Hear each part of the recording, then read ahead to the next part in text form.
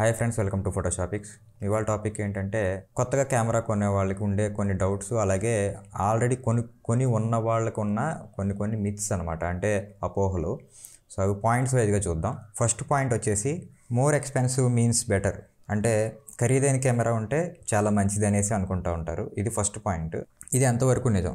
ఎక్కువ కాస్ట్ ఉంటే మంచిది, దీంతో తీస్తే ఎలాంటి పిక్ అయినా కూడా చాలా సూపర్గా వస్తుంది అనేసి చాలామంది అనుకుంటూ ఉంటారు. బడ్జెట్ కెమెరాతో తీస్తే అలాంటి బెస్ట్ పిక్చర్స్ రావు అని కూడా అనుకుంటూ ఉంటారు.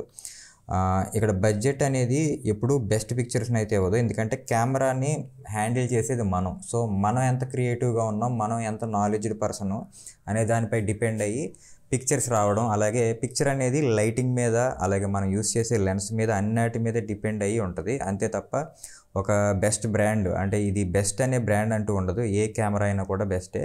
అయితే ఇక్కడ యూజర్ మీద డిపెండ్ అయి ఉంటుంది అనమాట. ఇక్కడ ఎంత ఎక్స్పెన్సివ్ కెమెరా వాడాం, అలాగే ఎంత లో బడ్జెట్ కెమెరా వాడాం అనేది కాదు. అక్కడ ప్రాపర్ లైటింగ్, మనం యూస్ చేసే రూల్ ఆఫ్ థర్డ్స్ అవ్వచ్చు, లేకపోతే ఫ్రేమింగ్, కంపోజిషన్, వీటి అన్నిటి మీదే డిపెండ్ అయ్యి మనకు ఫోటోగ్రఫీ అనేది ఆధారపడి ఉంటుంది. అంతేగాని ఒక బెస్ట్ ఎక్స్పెన్సివ్ కెమెరా ఉంటేనే ది బెస్ట్ ఫొటోస్ వస్తాయి అనేది చిన్న మిత్ అనమాట.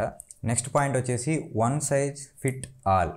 సో అంటే ఒకే ఒక పరిమితితో నిర్మించబడిన ఒక కెమెరా, అది అన్ని విధాల షార్ట్స్కి, అన్ని విధాల ఈవెంట్స్కి, అన్ని విధాల డిఫరెంట్ జానర్స్కి కూడా వర్క్ అవుతుంది అనేది ఇది కూడా ఒక మిత్తే. అంటే మన దగ్గర ఇప్పుడు వెడ్డింగ్ ఈవెంట్స్కి సరిపడా ఒక ఆటో ఫోకసింగ్ సిస్టమ్, దానికోసమే ప్రిపేర్ చేయబడి ఒక కెమెరా లాంచ్ అవుతుంది. దాన్ని మనం తీసుకొని దానికన్నా ఎక్కువ కాస్ట్లో ఉండి, దానికన్నా ఎక్కువ పెర్ఫార్మెన్స్ ఇచ్చి, అది వైల్డ్ లైఫ్ కోసమో లేకపోతే వేరే యాస్ట్రో ఫోటోగ్రఫీ కోసమో డిజైన్ చేయబడిన కెమెరాతో కంపేర్ చేసి ఇది మనకి దానికిలా వర్క్ అవ్వదు, సో ఈ బ్రాండ్ అనేది రాంగ్, ఇది మనకు పనిచేయదు అని చెప్పేసి చాలామంది అనుకుంటూ ఉంటారు. అక్కడ మన నీడ్స్ కావాలన్నమాట, ఏది ఫుల్ఫిల్ చేస్తుంది, మనకు కావాల్సిన రిక్వైర్మెంట్ ఏంటి అనే దాన్ని బట్టి మనం కెమెరాను చూస్ చేసుకోవాలి.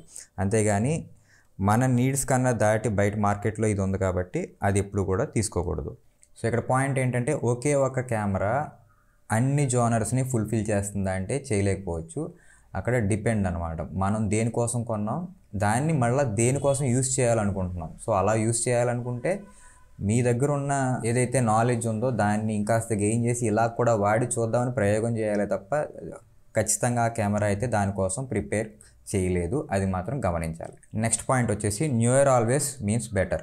సో అంటే కొత్తది ఎప్పుడు కూడా బెస్ట్ అనేసి అనుకుంటారు. అంటే ఇప్పుడు ఆల్రెడీ మీ చేతిలో ఒక కెమెరా ఉంటుంది, వేరేది మళ్ళీ అదే బ్రాండ్ నుంచో లేదా దాని వేరే ఇంకొక కొత్త కాంపిటీషన్ బ్రాండ్ నుంచో ఒక కెమెరా అయితే రిలీజ్ అయింది, వెంటనే మనం ఆ కెమెరా కొనేసుకోవాలి. ఎందుకంటే ఈ కెమెరాలో చాలా ఉండవు అనే ఫీలింగ్ వచ్చేస్తుంది. అప్పుడు దాంట్లో ఏదో కొత్తదనం ఉంది, అదైతేనే బెస్ట్, అది తీసుకుంటే ఇంకా పిక్చర్స్ చాలా ఎక్సలెంట్గా వచ్చేస్తాయి అని చెప్పేసి మనకి క్రియేట్ అవుద్ది. మనకి క్రియేట్ అవ్వకపోయినా మన పక్కన ఉన్న వేరే మన ఫ్రెండ్సో లేకపోతే వేరే ఫోటోగ్రాఫర్సో వాళ్ళు వాడడం వల్ల లేదా వాళ్ళు చెప్పడం వల్ల మనం ఉన్నదాని నుంచి దాంట్లోకి షిఫ్ట్ అయిపోవాలనే ఒక థాట్ అయితే మనం తెచ్చుకుంటాం. కామన్గా చాలా వరకు మన అందరికీ జరిగేది అదే.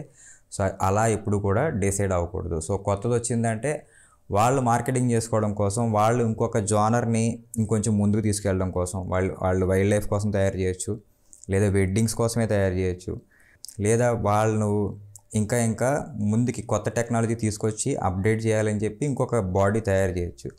కాకపోతే మీ దగ్గర ఉన్న కెమెరా ఇంకా వర్కౌట్ అవ్వదు అనుకోవడం మీ తప్పు.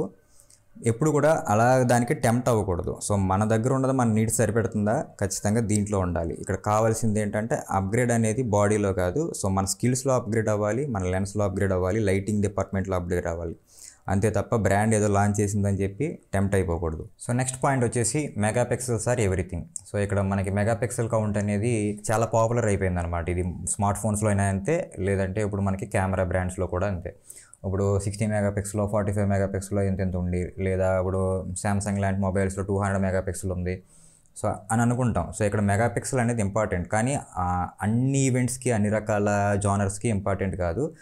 స్పెసిఫిక్గా కొన్ని జానర్స్ ఉంటాయి. ఇప్పుడు ల్యాండ్స్కేప్ ఫోటోగ్రఫీ ఉంది, దానికి ఖచ్చితంగా ఒక 60 మెగాపిక్సెల్ ఉన్నా తప్పులేదు, కావాలి. ఎందుకంటే వాళ్ళ ఎన్లార్జ్మెంట్ ఉంటుంది, వాళ్ళకి ప్రింట్స్ అనేవి లార్జ్ స్కేల్లో వేయొచ్చు. నెక్స్ట్ అలాగే వైల్డ్ లైఫ్ ఫోటోగ్రఫీ ఉంది, దానికి కూడా కావాలి. ఎందుకంటే వాళ్ళు కవర్ పేజెస్ కింద కొన్ని సందర్భాల్లో దగ్గరికి వెళ్ళలేరు, ఒక పులికో సింహానికి ఫోటో తీసినప్పుడు లాంగ్ రేంజ్లో తీస్తారు. అలాగే వాళ్ళ దగ్గర ఉన్న ఎక్విప్మెంట్ కూడా మేబీ అంత జూమ్ అవ్వకపోవచ్చు ఆ టైంలో. అప్పుడు ఏం చేస్తారంటే పిక్చర్ తీసి దాని తర్వాత క్రాప్ అవుట్ చేస్తారు. సో దానికోసం వాళ్ళకి కావాలి మెగాపిక్సెల్స్. మీరు ఈవెంట్ ఫోటోగ్రాఫర్ అయితే 24 మెగాపిక్సెల్ అయితే ఎనఫ్. నెక్స్ట్ ఏంటంటే ఇప్పుడు 40 కూడా వెళ్తున్నారు, 40 ఆ రేంజ్కి.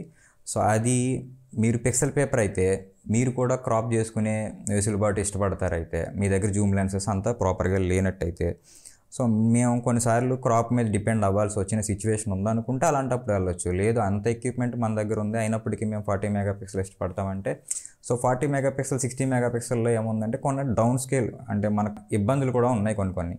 ఎలాంటివంటే లో లైట్లో మీరు ఎప్పుడన్నా అబ్జర్వ్ చేయండి, కొంచెం తక్కువ మెగాపిక్సెల్ ఉన్న కెమెరాసు లో లైట్లో హయ్యర్ ఐఎస్ఓ దగ్గర పెర్ఫామ్ చేసినట్టు, మీకు హయ్యర్ మెగాపిక్సెల్ ఉన్న కెమెరాస్ లో లైట్లో అంత హయ్యర్ ఐఎస్ఓలో బెస్ట్ పెర్ఫార్మెన్స్ ఇవ్వవు. ఏమవుద్దంటే నాయిస్ లెవెల్స్ అనేవి పెరుగుతాయి.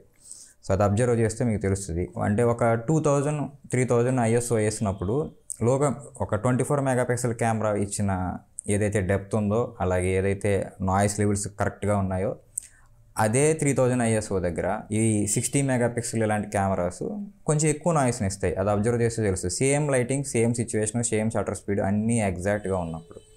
సో అదొక డౌన్ సైడ్ అని చెప్పొచ్చు. సో ఫైనల్గా ఇక్కడ కంక్లూజన్ ఏంటంటే, ఏదైనా ఒక బ్రాండ్ మీరు చూస్ చేసుకోవాలంటే అది అక్కడ టాప్ సెల్లింగ్లో ఉంది కాబట్టి ఆ బ్రాండ్కి స్టిక్ అవుదాం. లేకపోతే పర్టికులర్ పాయింట్ దగ్గర, అంటే ఇప్పుడు ఆటో ఫోకసింగ్ అవ్వచ్చు, లేదా లో లైట్ అవ్వచ్చు, లేదా వీడియో డిపార్ట్మెంట్లో అవ్వచ్చు, అది అక్కడ టాప్లో ఉంది కాబట్టి అదే తీసుకుంటానని కాకుండా మీరు ఏ టైప్ ఆఫ్ జోనర్లో ఉన్నారు, మీరు ప్యూర్లీ ఫోటోగ్రాఫరా, సో మీకేంటంటే ఇప్పుడు వైల్డ్ లైఫ్ తీస్తారా, అప్పుడు ఖచ్చితంగా హై లెవెల్ ఆటో ఫోకసింగ్ ఉన్న కెమెరా కావాలి. అది ప్రత్యేకించి వైల్డ్ లైఫ్ కోసం డిజైన్ అయ్యి ఉండాలి. ఇప్పుడు అలా చూసుకుంటే నికాన్లో D500 అనే కెమెరా ఉండేది DSLRలో. సో అది వైల్డ్ లైఫ్ కోసమే డిజైన్ చేశారు. దాని ఆటో ఫోకసింగ్ సిస్టమ్ అంతా ఆ రేంజ్లోనే ఉంటుంది. సో అలాంటివి పర్టికులర్గా జోనర్ని బట్టి తీసుకుంటారు. అంతేగాని మనం వేరేది ఏదో ఒక డిపార్ట్మెంట్లో ఎక్కువ ఉంది కాబట్టి బయట మార్కెట్లో దానికే వాల్యూ ఉందని ఆ కంపెనీయే తీసుకోవాలని తీసుకోకూడదు. నెక్స్ట్ మన కంఫర్ట్, మన చేతిలో కెమెరా పట్టుకున్నప్పుడు హ్యాండ్లింగ్ చేయడానికి ఏది యూజర్ ఫ్రెండ్లీగా ఉంది, మీకు ఏది కన్వీనియంట్గా ఉంది, దాన్ని అన్నిటిని దృష్టిలో పెట్టుకుని కెమెరా స్టిక్ కావాలి, మనం తీసుకోవాలి అలాంటివి. అంతేగాని మన ఫ్రెండ్ కొన్నాడు కాబట్టి, లేకపోతే మన అపాయింట్మెంట్ మన దగ్గరకు వచ్చి ఇదెందుకు కొన్నావు అని క్వశ్చన్ చేస్తాడేమో, ఇది కరెక్ట్ కాదు కదా, దీనికన్నా ఈ బ్రాండ్లో బాగుంది కదా, అందరూ అదే కొంటున్నారని చెప్పినంత మాత్రాన మీరు మారాల్సిన అవసరం లేదు. సో మీకు ఏది కన్వీనియంట్గా ఉంది కెమెరా, సో అది మెయిన్. సో దాన్ని దృష్టిలో పెట్టుకొని తీసుకోవాలి. సో ఇక్కడ ఏది ఇంపార్టెంట్, ఎలాంటి కెమెరా తీసుకోవాలి, ఏ బడ్జెట్లో తీసుకోవాలి, అలాగే ఏ జోనర్కి ఎలాంటి కెమెరా బెస్ట్ ఉంటుంది అనేది నేను నెక్స్ట్ వీడియోలో చెప్తాను. సో ఈ వీడియో కనుక మీకు కొంచెం ఇన్ఫర్మేటివ్గా ఉందనుకుంటే ఖచ్చితంగా లైక్ చేయండి. అలాగే సబ్స్క్రైబ్ చేసుకోవాలి, ఎవరైనా ఉంటే సబ్స్క్రైబ్ చేసుకోండి. Thank you for watching.